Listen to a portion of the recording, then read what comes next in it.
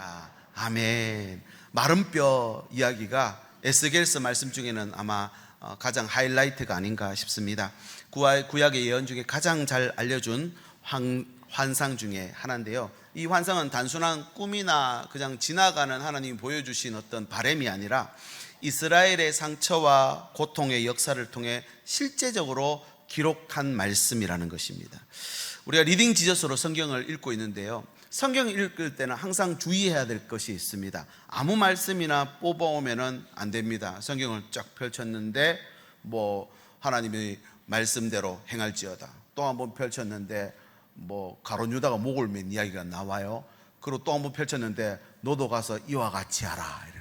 또 한 번 펼쳤는데 속히 하라. 이러면 큰일 나는 거예요. 여러분, 하나님의 말씀은요, 누가 누구에게 언제 하신 말씀인지를 반드시 확인하셔야 됩니다. 그래서 오늘 이 에스겔서 말씀은 하나님이 에스겔에게서 주셨죠. 어디에서 주신 말씀입니까? 이스라엘 땅이 아니라 바벨론 그발 강가에서 누구에게? 포로로 잡혀온 자기 백성에게 주신 말씀이다. 그러면 벌써 이 말씀이 해석되기 시작하는 것입니다. 여러분, 당시 사람들은요, 신의 영향력은 땅과 밀접한 관계가 있다 생각했습니다. 지역을 벗어나면 영향력이 사라진다. 그래서 이스라엘 백성들이 가나안 땅에 들어왔을 때 바알과 아세라를 섬긴 이유도 거기 있습니다. 이스라엘 하나님은 광야의 하나님이 아니냐, 이제 가나안 땅에 들어왔으니까 이 땅의 신을 섬겨야 된다 하니 백성들이 유혹에 넘어간 것이죠. 그러나 약속의 땅을 빼앗기고 하나님의 임재의 상징이던 성전 무너지고 왕이 사로잡혀 다윗의 혈통이 끊어진 이 상황을 볼 때는 이스라엘 백성들에게는 이보다 더 혼란스러운 상황이 없을 수 없습니다. 당시 백성들은 믿음은 가졌습니다. 하나님 주신 믿음이 있거든요. 그런데 가지고 있는 삶의 터전을 잃어버린 거예요. 하나님의 백성이라고 하는 자의식은 있는데 현실에서는 어떤 소망도 없는 환경에 처할 때가 있다는 사실. 여러분, 우리가 삶의 터전이 무너지는 경우가 있습니다. 우리 건강도 무너질 때가 있습니까? 없습니까? 있어요.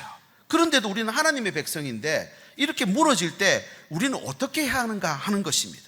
하나님은 선지자 에스겔을 죽은 뼈가 가득한 골짜기로 데려가서 그 절망의 현장을 똑똑히 보게 하시면서 말씀과 생기로 살아날 것이라는 회복의 말씀을 주십니다. 여러분, 오늘 또 예배를 통해서 우리를 살리실 것이라는 하나님의 회복의 말씀을 받아서 돌아가시기를 축복합니다. 이 말씀은 절망의 한복판, 죽음의 골짜기 같은 현실을 향해 선포된 우리 하나님 아버지라 그랬죠. 아버지가 자녀를 향해서 괜찮다, 내가 그걸 전부 역전시키겠다 라고 하는 역전선언입니다. 37장 5절 말씀 가볼까요? 내가 생기를 너희에게 들어가게 하리니, 빨간 것이 읽어주십시오. 시작. 너희가 살아나리라. 6절 너희 위에 힘줄을 두고 살을 입히고 가죽으로 덮고 너희 속에 생기를 넣으리니, 시작. 너희가 살아나리라. 아멘이십니까? 아멘 하시기 바랍니다. 예배 드리고 하나님 말씀 받을 때 아멘 해야 삶의 현장 가서도 아멘 되는 거예요. 여기서 아멘 안 되면 거기서도 아멘 안 됩니다. 여러분, 오늘 또 하나님의 말씀은 항상 역전선언으로 우리에게 들려지는 줄 믿습니다. 우리 가정이 역전되시길 바라고, 우리 자녀들이 역전되시길 바라고, 우리의 모든 삶의 형편과 처지가 역전되시기를 예수님의 이름으로 축복합니다. 이건 제가 드리는 말씀이 아닙니다. 하나님 아버지가 우리 자녀들에게 주는 말, 그발 강가에서 고통 속에 있던 백성들을 향해서 하나님이 주시는 역전선언이었다는 말입니다. 여러분, 하나님은 본래 살던 땅에만 계시는 신이 아니었습니다. 그발 강가에서 하늘의 문을 여시고 에스겔을 통해서 나는 세상의 신들처럼 지역에 머무는 신이 아니라 어디서든 계시는, 항상 계시는, 너와 함께 하시는 하나님으로 말씀하시는 줄 믿으셔야 됩니다. 그렇다면 오늘 이 말씀 누구에게 주시는 말일까요? 마른 뼈와 같은 고달픈 삶을 살고 있는 이 시대의 자기 백성에게 주시는 말씀입니다. 하나님 지금도 우리에게 묻고 있습니다. 인자야, 이 마른 뼈들이 살 수 있겠느냐? 그리고 곧이어 말씀하시죠. 너희가 살아나리라. 이 말씀은 절망과 죽음으로부터 우리를 앞으로 어떻게 살리실지에 대한 예표가 되는 말씀입니다. 또 우리의 삶의 현장에 아무리 절망과 죽음과 같은 어려운 삶이 있다 하더라도 하나님은 반드시 살리시겠다라고 하는 우리에게 보여주는 믿음의 말씀인 줄 믿으시기 바랍니다. 우리 좌우로 한번 이렇게 이야기해 주면 좋겠습니다. 반드시 살아날 것입니다. 여러분의 가정도 살아날 것입니다. 아멘입니까? 자녀들도 살 것입니다. 삽니다. 안 죽습니다. 하나님이 말씀하셨습니다. 여러분, 이 의미에서 이스라엘 백성들의 회복만 말하는 게 아니라 오늘 또 우리에게 말씀이 들어오고 생기가 들어오면 살아난다는 것입니다. 오늘 우리 가정의 구성원들이 다 오면 좋겠지만 우리가 대표로 와서 앉아 있잖아요. 우리를 통해서 하나님의 말씀이 가정으로 흘러들어가면서 산다는 거예요. 우리를 통해서 우리가 발걸음 닿는 모든 세상의 현장에도 하나님의 말씀이 들어가면서 산다는 겁니다.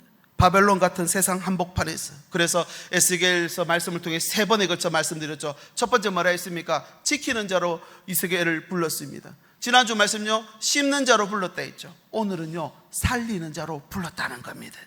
죽어가는 가정, 교회, 세상을 향해서 거기서 절망하고 포기하지 말라는 거예요. 하나님이 지키는 자로 나를 세웠고 심는 자로 세웠고 오늘은 생기를 확 불어넣는 자로 나를 부르신다는 것입니다. 바로 살리는 자입니다.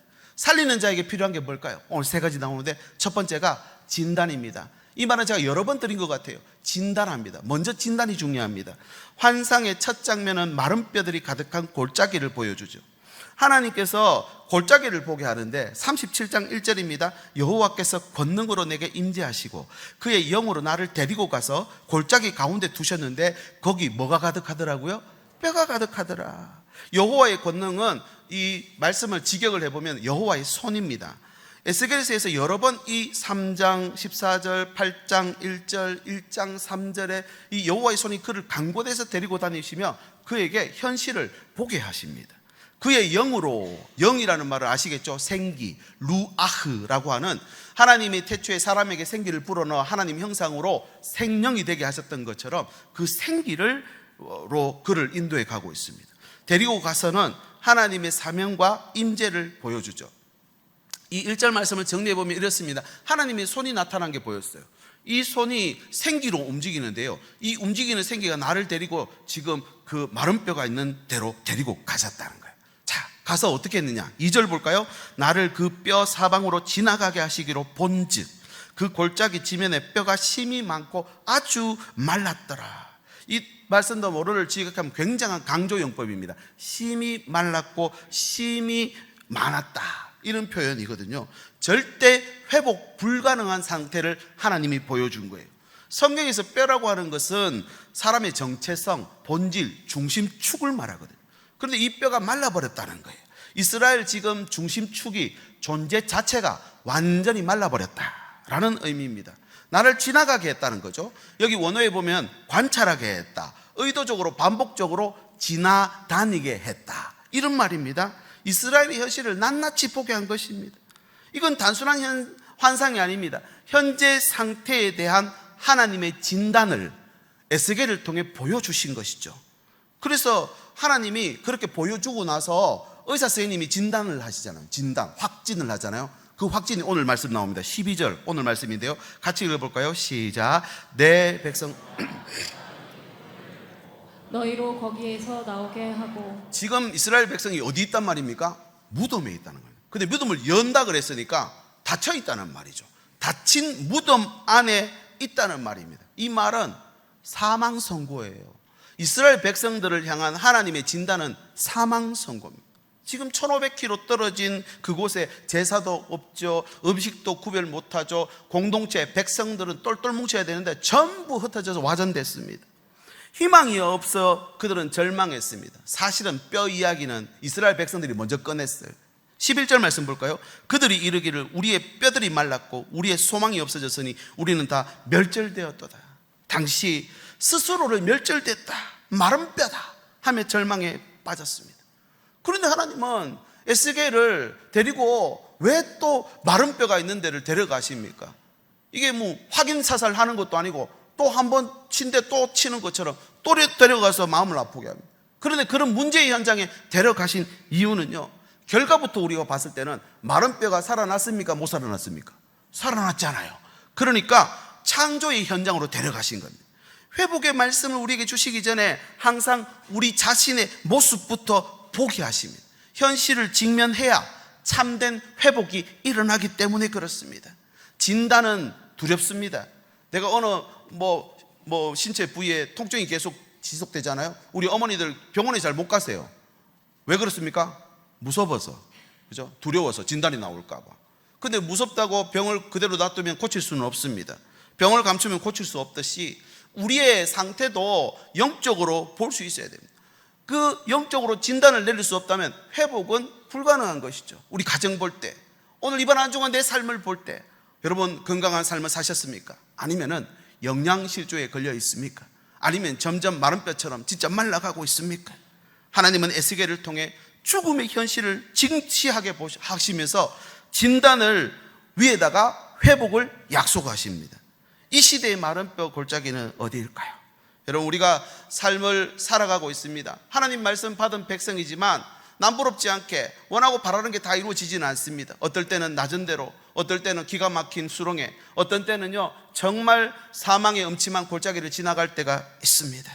여러분, 겉으로 예배를 드리고 직분을 감당하고 교회를 섬기고 있지만 이런 환란이 오게 되면요 신앙의 온기가 사라지고 기도는 형식적이 될 수밖에 없고 나도 모르게 내 입에서 원망과 불평이 한숨이 나오게 되어 있습니다. 여러분, 하나님은 더 이상 살아계신 하나님의 말씀으로 들리지 않으면 이것만큼 심각한 일이 없습니다. 여러분, 그런 생각하십니까? 하나님 말씀인데 왜 하나님 말씀으로 안 들리지? 그럴 때가 있다는 것입니다. 여러분, 하나님의 말씀으로 들리면 오늘 또 하나님 우리를 고치시는 줄 믿으시기 바랍니다. 이 주일날도 900만 명 넘는 사람들이 우리나라에 예배를 드리러 나옵니다. 예배를 드리는 모든 사람이 하나님의 말씀을 살리는 말씀으로 받지 못합니다. 그러나 그 중에 분명히 살리는 말씀으로 받으면 너희가 살아나리라 약속했잖아요. 이 말씀에 임자가 있다 그랬습니다. 여러분, 오늘 또 이 말씀에 임자가 되셔서 가정을 살리고 내 삶을 살리고 내가 기도하는 모든 것들 살려내는 주의 백성들 되시기를 예수님의 이름으로 축복합니다. 살리는 자는 먼저 그러면 진단이 필요하죠. 하나님이 뭐라고 합니까? 3절 볼까요? 그가 내게 이르시되 인자야 이 뼈들이 살 수 있겠느냐. 그러니까 에스겔이 나는 진단을 못하겠습니다. 하나님이 하십니다. 여호와여 주께서 하시나이다. 그때 하나님이 그 말씀을 대언하라 합니다. 12절 그러므로 너는 대언하여 그들에게 일러 주어라. 무엇을 일러 줍니까? 너희 상태가 어떤 상태라고요? 마른 뼈라는 거예요. 정직하게 부정하거나 회피하지 않고 그 자리에 하나님의 능력을 기대하며 마른 뼈 사역을 합니다. 오늘 또 살리는 자는 무덤 같은 현실에서도 하나님 능력 꿈꾸면서 거기서 살리는 마른 뼈 사역을 할 수 있어야 됩니다. 우리의 삶의 형편이 어려워서 주일날 쉬지 못하고 일해야 되는 경우도 있을 수 있습니다. 몸이 아파서 주일을 지키지 못하고 병원에 있을 수도 있고요. 또 우리 자녀들 방황하게 되면요 부모의 말을 듣지 않고 하나님 말씀에 불순종하는 경우도 있습니다. 그런데 분명히 기억하십시오. 하나님의 말씀은 좋은 때만 필요한 게 아니라 어려울 때, 힘들 때, 아플 때, 외로울 때 가장 필요한 말씀이 이 하나님의 말씀인 줄 믿으시기 바랍니다. 이 말씀을 받아야 내가 살아나는 겁니다.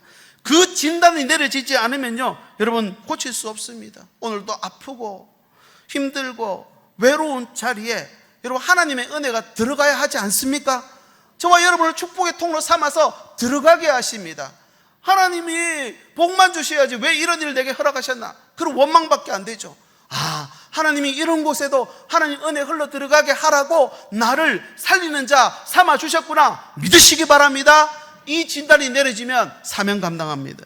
우리의 현실을 바라보며 원망과 불평이 아니라 정확한 진단, 가정을 보는, 또 우리 가족을 보는, 우리 자녀들을 보는, 이 땅의 교회와 이 민족을 바라보는 그런 진정한 진단이 우리 안에 있을 때 거기서부터 회복이 시작되는 줄 믿습니다. 두 번째는 처방입니다. 살리는 자에게 필요한 게 처방이죠. 병에는 여러 가지 처방이 따라옵니다. 병원에 가면은 급하고 또 시간이나 생명 다투는 일이면 빨리 수술을 합니다. 마취해서 찢어서 꺼내고 넣고 이렇게 꿰매고 하죠. 그리고 수술하고 나면 또 바로 퇴원 안 하죠. 약물 치료를 합니다. 요즘은 물리 치료도 하더라고요. 그죠? 치료를 합니다.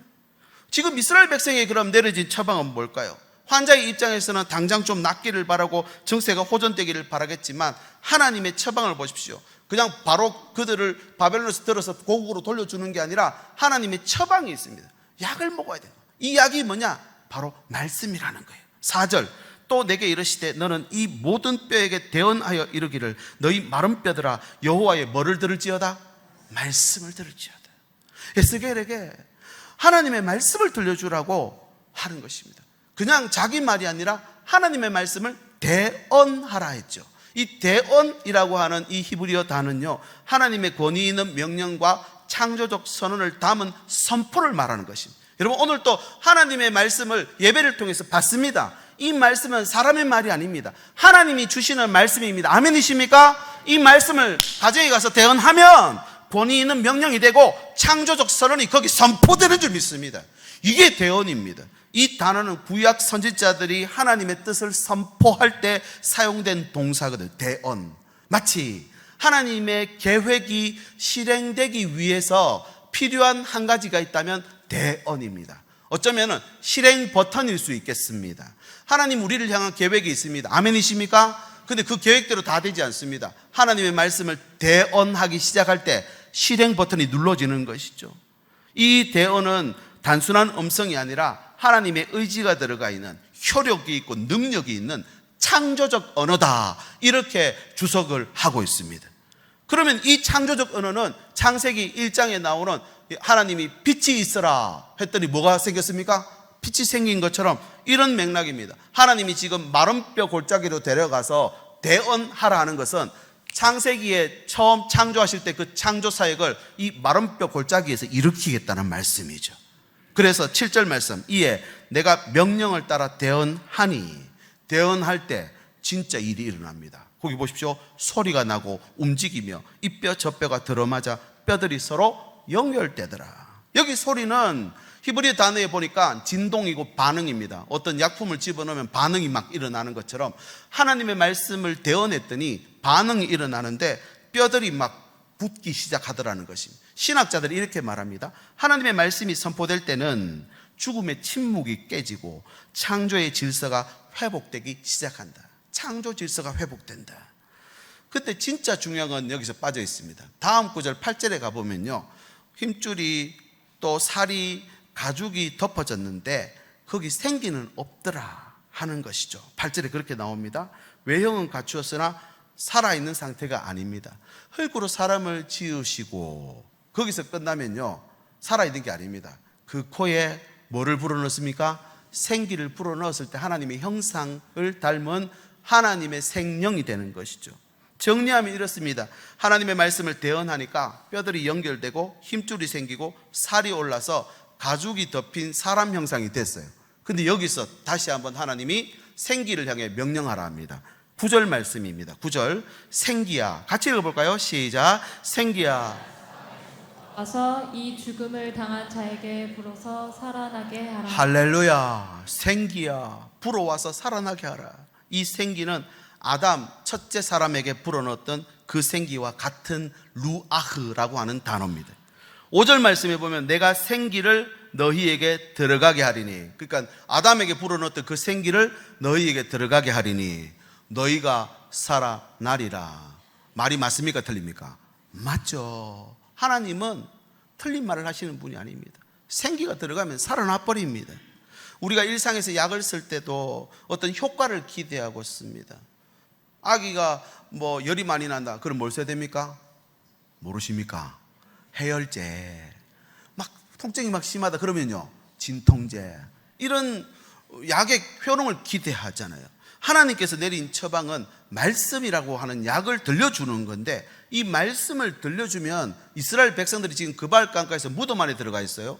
무덤 안에 닫혀있는 그곳에 있는데 어떤 일이 일어나는지 보십시오. 13절, 내 백성들아 내가 너희 무덤을 열고 너희로 거기에서 나오게 한즉 너희는 내가 여호와인 줄 알리라.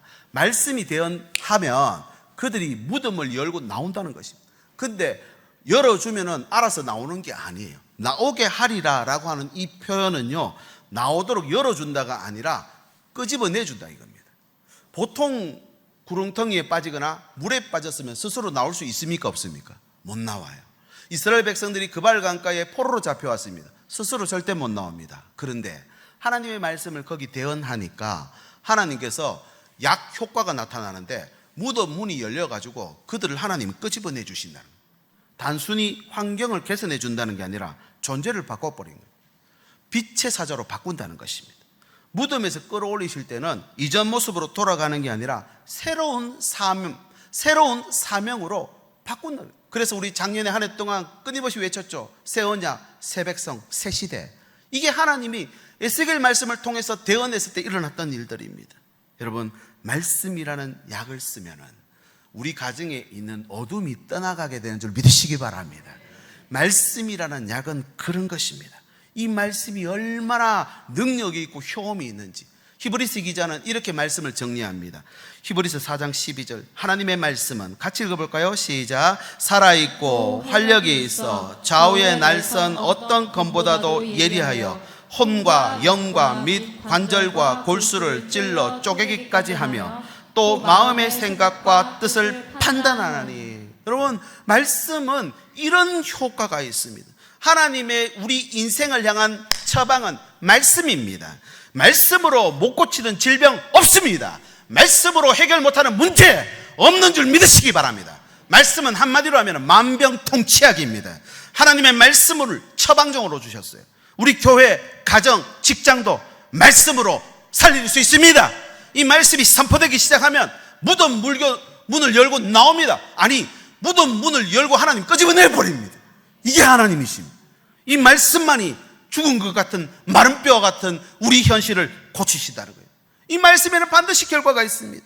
이 말씀을 전하는 자에게도 가장 큰 열매를 허락하신다는 것입니다. 우리를 살리는 자로 불렀다고 그랬잖아요. 이 살리는 자는 이 말씀을 먼저 믿으셔야 됩니다. 이 말씀을 믿어서 내 자신부터 살아나게 되시길 예수님의 이름으로 축복합니다. 힘들고 어려운 일들이 자꾸 오면요, 믿음의 본성은 갖고 있지만 이게 현실에서는 나타나지 않습니다. 자꾸만 낮아집니다. 내가 믿음이 작아지게 된다는 것입니다. 여러분, 오늘 이 예배를 통해서 우리의 믿음이 더 강하게 세워지게 되시길 바랍니다. 그 세워진 믿음 가지고 여러분 가정으로 들어가서 살려내라는 것입니다. 여러분 주변에 영적으로 죽어있는 분들 많이 계시죠. 그것을 보고 정죄하고 판단하고 비판하라는 게 아닙니다. 살려내라는 것입니다. 무엇으로? 하나님의 말씀으로. 그 말씀을 거기 심으셔야 됩니다. 그 말씀의 약속을 받아야 됩니다. 이게 하나님이 우리 인생에게 주신 처방입니다. 마지막 세 번째는 회복입니다.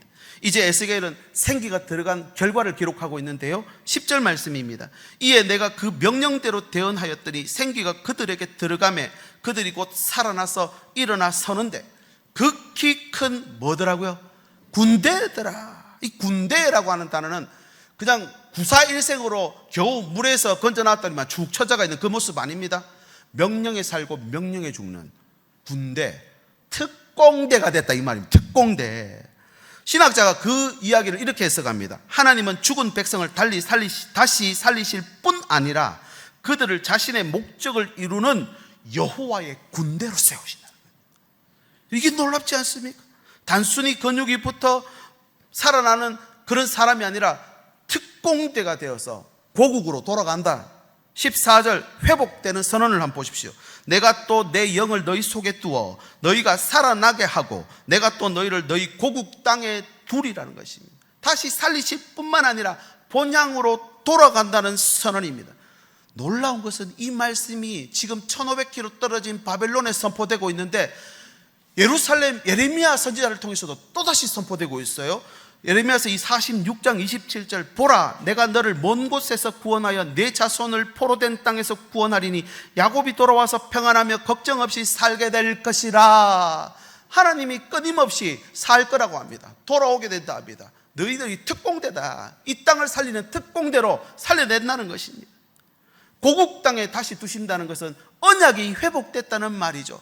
언약이 회복되면 하나님이 다 성취하십니다. 아멘이십니까? 이게 진짜 회복이죠.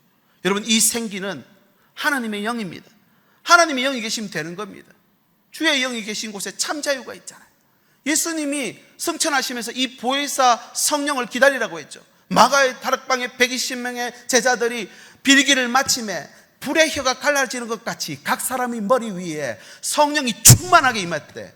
그들은 겁쟁이가 아니라 하나님의 말씀을 선포하는 사도가 되었습니다. 하나님의 말씀을 선포하니까 하나님 나라가 이루어지는 것이죠. 이렇게 하나님은 이 땅을 향해서 사망을 멸하실 것이라 분명히 말씀했습니다. 이사야서 말씀. 이번 한 주간 또 우리가 리딩 지저스를 통해 이 선지서 말씀을 읽게 될 건데 끊임없이 하나님은 살린다고 하십니다.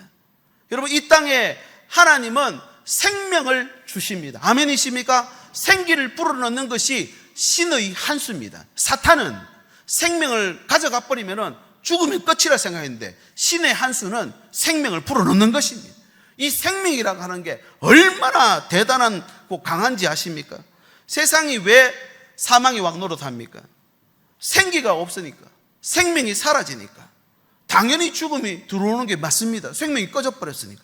그런데 말입니다, 반대로 마지막까지도 한숨이라도 겨우 숨을 내쉬지만 조그만한 숨이라도 붙어 있으면 의사 선생님 절대로 사망 선고 거기 못 내립니다. 요즘은 영안실로 다 내려가지만 저도 예전에 거제도에서 사역할 때는 영안실이 없는 동네도 있더라고요. 근데 실제로 돌아가셔서 입관까지 마쳤어요. 그 다음날 살아나셨대요. 그런 일이 있었습니까? 없었습니까? 있었잖아요. 생명이 그만큼 능력이 있고 그만큼 강한 겁니다. 생명이라고 하는 것은요, 하나님이 우리에게 주신 유일한 소망이라는 것입니다. 여러분은 어떤 것을 회복으로 생각하십니까? 세상에 있는 것들 원하고 바라는 것 가진다고 여러분 이게 영원하지 않습니다. 그러나 하나님은 우리에게 영원한 생명 주셨는 줄 믿으시기 바랍니다. 누구를 통해서요? 예수님을 보내셔서 생명 주셨다 그랬죠. 요한복음 3장 16절 같이 읽어볼까요? 하나님이 세상을 이처럼 사랑하사 독생자를 주셨으니 이는 그를 믿는 자마다 멸망하지 않고 영생을 얻게 하려 하심이라. 할렐루야! 영원히 살게 하겠다. 이게 회복의 약속입니다. 이 살리는 영을 하나님이 먼저 세례받고 올라오셨을 때 하나님의 영이 그 위에 임하셨고 그 영에 이끌리셔서 사역하셨고 이제 그 영을 우리에게 주셨죠. 그래서 그 제자들이 받아서 사도행전 1장 8절에 오직 성령이 너희에게 임하시면, 생기 하나님의 영이 너희에게 임하시면 너희가 권능을 받아서 예루살렘과 온 유대와 사마리아와 땅끝까지 이르러 내 증인이 되리라. 증인이 되려면 얼마나 돈을 많이 벌어야 되고 얼마나 공부를 해야 되고 얼마나 능력이 있어야 될까? 아니요, 다 필요 없습니다. 하나님의 생기가 들어오면은 여러분 증인의 사명 감당합니다. 이게 회복의 역사입니다. 회복은 성령으로 말미암는 것입니다. 우리 가정에 어려운 일이, 문제가, 어떤 병이 찾아왔다, 여러분 꼭 그게 나아야 되는 것이 아니라 생기가 들어오면 되는 것입니다. 말씀은 외형을 만들지만 성령은 그 어떤 곳에도 생명을 불어넣는 줄 믿으시기 바랍니다. 그러므로 오늘 우리 삶에 성령 충만이 필요합니다. 성령이 오셔야 돼요. 이 성령이 꼭 필요한 이유를 제가 3가지로 정리했습니다. 작은 1번 첫 번째 같이 읽을까요? 시작. 하나님은 절망의 끝에서도 생기를 주시기 때문입니다. 마른 뼈가 가득한데 거기 다 살려버리잖아요. 인간의 눈에는 끝인데 하나님은 생기로 살려냅니다. 예수님도 끝난 줄 알고 무덤에 들어갔죠. 근데 하나님이 살려냅니다. 둘째 같이 읽어볼까요? 또 시작. 성령은 형체만 갖춘 우리 안에 진짜 생명을 불어넣으시기 때문입니다. 말씀은 외형만 갖춥니다. 성령을 들어와야 살아 움직입니다. 핸드폰 한 3일 놔두면 꺼져버립니다. 왜입니까? 충전 안 됐잖아요. 하나님의 성령이 들어가면요 벌떡 일어나 버리는 것입니다. 셋째 또 읽어볼까요? 시작. 성령은 살리실 뿐 아니라 목적이 있는 자로 우리를 일으키십니다. 단순히 숨쉬며 겨우 살아가는 존재가 아니라 하나님의 여호와의 군대, 마하나임 특공대, 큰 군대로 사명 가진 자, 명령에 살고 명령에 죽는 자로 이렇게 세운다는 것이. 교회도 가정도 나라도 성령이 필요합니까? 안 필요합니까? 필요하죠. 우리 조금 전에 장로님 기도해 주셨잖아요. 광복 80주년. 그때 우리는 국권이 없었어요. 절망과 어둠의 땅이었어요. 선교사들이 볼 때 이 땅은 정말 비참한 땅이었습니다. 1908년 평양 대부흥으로 이 땅에 빛이 들어왔습니다. 선교사들이 전한 복음이 이 땅에서 열매를 맺기 시작했습니다. 그 결과가 지금의 대한민국의 모습입니다. 이 놀라운 생기가 우리 다음 세대에도 흘러가야 되지 않겠습니까? 온 교회가 7월 8월 한 달 기도하면서 유아부부터 청년부까지 함께 그 많은 재정과 또 헌신과 또 시간을 들여서 왜 그렇게 합니까? 이 생기가 그들에게 들어가면 유치부 그 어린 아기 부모님 안 다녀도 그 아이가 생기를 받아 그 가정에 들어가잖아요. 그 가정 삽니다. 할렐루야. 그들이 들어가는 학교도 살려냅니다. 그들이 앞으로 살아갈 모든 땅도 생기가 살려낸다는 것입니다. 생기는 그런 것입니다. 바벨론 포로로 살아가는 그 자리에 하나님의 말씀이 필요한 자리였습니다. 병동에도 생기가 필요합니다. 낮고 낮은 그 자리에도 생기가 필요합니다. 내 인생이 이제 이렇게 끝나는구나. 아니요. 그런 자리에서도 하나님의 생기가 들어가면 삽니다. 바벨론 낯설고 고통스러운 땅이었지만 하나님의 사명이 멈추지 않는 곳이 되어 바벨론에서 에스겔이 그래서 그 사명받아 이루어내잖아요. 에스겔에서 3번에 걸쳐 설교를 드렸습니다. 하나님 말씀이죠. 지키는 자로 너를 세웠다. 그 고통스러운 땅이지만 심는 자가 되어라. 그리고 오늘 말씀 살리는 자로 살아라. 한 번 더 정리해 보겠습니다. 지키는 자, 파수꾼이라 그랬죠. 여러분, 하나님의 시선으로 바라보고 하나님의 경고를 말하고 하나님의 책임을 가지고 거기 서 있는 자.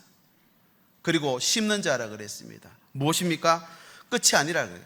심을 때는 끝내는 게 아니라 시작을 바라보며 심는다 그랬죠. 그리고 크게 자랄 걸 바라고 변화를 바라며 심는 것입니다. 그리고 반드시 하나님은 말씀을 이루십니다. 그래서 내일 지구가 멸망해도 오늘 사과나무 심는 심정으로 오늘도 가정에 심고 마지막까지 끝나도 끝난 게 아니니까 내 코에 호흡 가져갈 때까지 하나님 주신 말씀 받아서 가정에 심으시고 자녀들에게 심으시고 내 삶에 심으시길 예수님의 이름으로 축복합니다. 여러분, 그렇게 마지막 3번째 살리는 자가 됩니다. 절망의 땅에서도 희망을 막 불어넣어요. 여러분, 이거 살리는 거는 참 특별한 것 같은데 목사님이나 하지 뭐 나는 할 수 있겠나? 아니에요. 요엘서 2장 28절 그 후에 내가 내 영을 목사에게 부어주리니 되어 있습니까? 만민에게 부어주리니. 그죠? 사도행전 2장 17절 같이 읽어볼까요? 시작. 하나님이 말씀하시기를 말세에 내가 내 영을 모든 육체에 부어주리니 너희 자녀들은 예언할 것이요 너희 젊은이들은 환상을 보고 너희 늙은이들은 꿈을 꾸리라. 할렐루야. 모든 사람이 이 생기를 받는 거예요. 여러분, 이 생기를 받아가서 살려내시길 바랍니다. 오늘도 묻습니다. 인자야, 이 뼈들이 살겠느냐? 그리고 하나님 말씀하시죠. 내 영을 너희 속에 두어 너희를 살아나게 하리라. 내 영을 너희 가정에 두어 너희 가정을 살아나게 하리라. 내 영을 너희 병든 몸에 부어서 너의 병든 몸을 살아나게 하리라. 하나님의 말씀으로 받으시기 바랍니다. 반드시 삽니다. 죽지 않고 삽니다. 이게 하나님이 회복의 말씀입니다. 이제 말씀을 정리합니다. 한 가지 더 말씀드리고 싶습니다. 죽음 앞에서 울고 있던 나사로의 동생들, 그들은 예수님이 조금만 빨리 오셨으면 안 죽었을 거라 생각합니다. 그런데 예수님이 뭐라 합니까? 네 오라비가 살리라 그럽니다. 마르다 뭐라 하는지 아십니까? 요한복음 11장 24절 마르다가 이르되 마지막 날에는 살 줄 믿습니다 그럽니다. 그때 예수님 뭐라 합니까? 아니라 지금 살 것이다. 무덤 앞에 걸어가셨어요. 나사로야 나오너라. 이 한마디의 말씀을 선포했는데 생기가 사방에서 불어와 이 마른 뼈들 하여금 살아나게 하라 했던 선지자의 말처럼 그 나사로야 살아나라 나오너라 한마디로 생기가 들어가서 그를 쩌박쩌박 걸어 나오게 만들어버립니다. 지금도 물으십니다. 이 생기가 들어가면 살 줄 믿으십니까? 요한복음 11장 25절 예수께서 이르시되 나는 부활이요 생명이니 나를 믿는 자는 죽어도 살겠고 무릇 살아서 나를 믿는 자는 영원히 죽지 아니하리니 이것을 네가 믿느냐? 문제가 크고 작고의 문제가 아니에요. 내가 믿는 자의 문제입니다. 이 말씀을 믿고 돌아가서 선포하는 겁니다. 대언하면 된다 했잖아요. 오늘 하루는 만나는 모든 분들에게 인사를 바꾸시기 바랍니다. 살아나리라. 시작. 우리 좌우로 한 번 더 인사하실까요? 살아나리라. 이 믿음대로 되는 줄 믿습니다. 제가 이렇게 정의를 내려보겠습니다. 제대로 진단하고 진짜 약 처방하면 회복 가능합니다. 아멘이십니까? 한 번 더 읽어볼까요? 시작. 제대로 진단하고 진짜 약 처방하면 회복이 가능합니다. 아멘. 우리를 우는 사자로 부르시는 게 아닙니다. 빛의 사자로 부르셨습니다. 우리는 미운 오리 새끼가 아닙니다. 뭡니까 그러면? 백조입니다. 백조.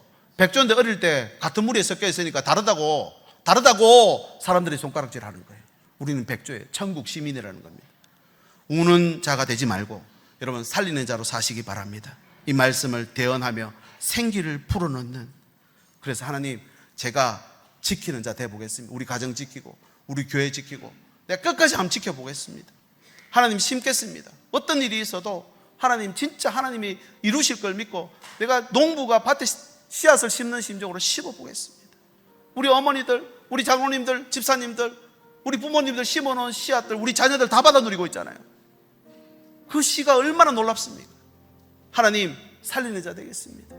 이번 한 주간도 만나는 모든 사람들에게 죽이는 말 말고 살리는 말. 허무한 시절 지날 때 깊은 한숨 내쉴 때 있습니다. 근데 하나님 이렇게 말합니다. 그와 같이 너희를 버려두지 않는다. 억눌린 자, 갇힌 자, 자유함이 없는 자에게 하나님 오늘 또 찾아가십니다.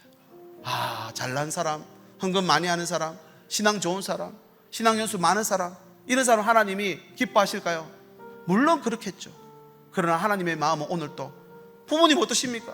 자녀들 잘 살고 있으면요, 잘 살아라. 못 사는 그 아픈 손가락 하나, 그게 엄마 마음을 무너지게 만드는 거예요.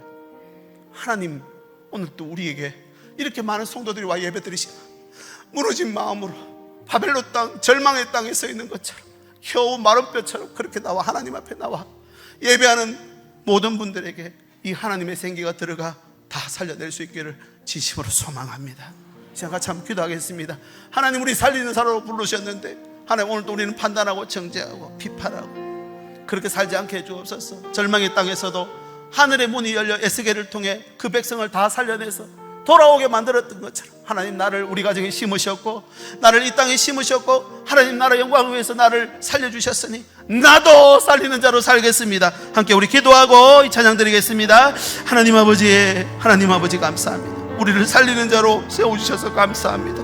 죄 가운데 이것 하면 안 되고 저것 하면 안 되고 이래서 안 되고 저래서 안 되고 우리는 늘 정죄하고 자신을 내려 아버지 오늘 또 자신을 망각하고 살아갑니다. 하나님 오늘 또 빛의 사자로 부르신 하나님 오늘도 이 생기 사방에서 불어와 이 마른 뼈들로 하여금 살아나게 하라 태어냈던 것처럼 가정을 향해 우리 자녀들 향해 이 세상을 향해 아버지 살리는 자로 사는 저희들에게 인도하여 주시옵소서. 예수님의 이름으로 기도드립니다. 아멘. 우리 자리 모두 일어나셔서 함께 이 찬양을 믿음으로 선포하겠습니다. 허무한 시절 지날 때 깊은 한숨 내쉴 때 그런 풍경 보시며 탄식하는 분인데 그와 같이 너희를 버려두지 않으리 내가 너희와 영원히 함께하. 억눌린 자, 갇힌 자, 억눌린 자, 갇힌 자, 자유함이 없는 자, 피난처가 되시는 성령이 되시네. 주의 영이 계신 곳에 참 자유가 있다네. 진리의 영이신 성령 우리 두 손 높이 들고 이곳에 오시옵소서.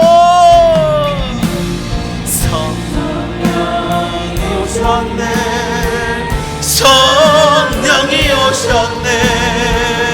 내 주에 보내신 성령이 오셨네. 아멘. 우리 인생 가운데 아멘 친히 찾아오셔서 그 나라 우리 한 번 더 선포하실 때 그곳에도 성령이 오시옵소서. 성령 우리 자녀들에게도 우리 아파서 신음하는 그곳에도 외로움에 하나님의 도우심을 구하는 현장에도 오시옵소서. 우리 인생 가운데 친히 찾아오셔서 그 나라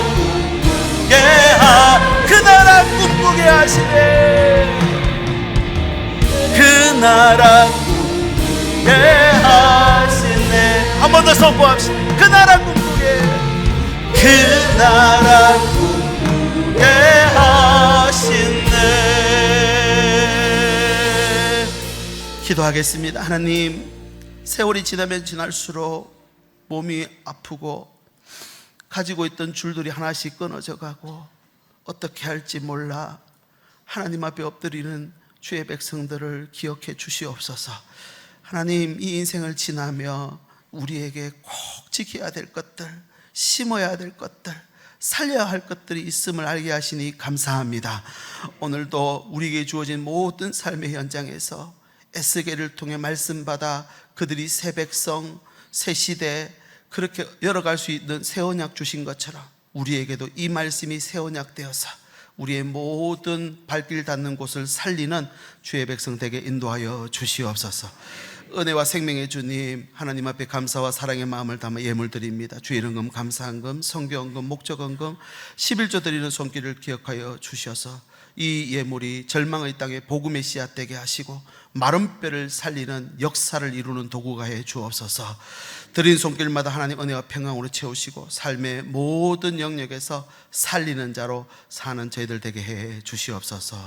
우리 주 예수 그리스도의 은혜와 하나님의 사랑과 성령의 교통하심이 이 말씀 붙잡고 성령의 생기로 살리며 살아가기로 다짐하며 머리 숙인 주의 백성들 위해, 저들의 가정과 일터와 자녀들 위해 이제부터 영원토록 함께 계실지어다. 아멘. 감사합니다.